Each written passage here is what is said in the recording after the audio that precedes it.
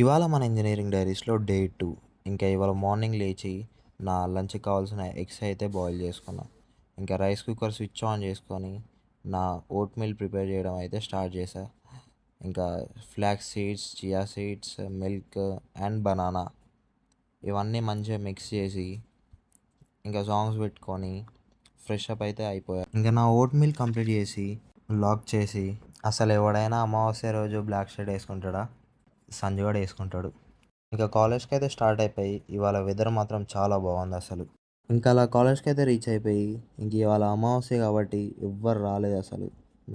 ఇంకా నా lunch meal అయితే కంప్లీట్ చేసేసి ఇంకా ఆఫ్టర్నూన్ శ్రీ నాద్య చంద్రప్రభు గారు మంచి స్పీచ్ అయితే ఇచ్చారు. కానీ స్పీచ్ అయితే చాలా బాగుంది అసలు.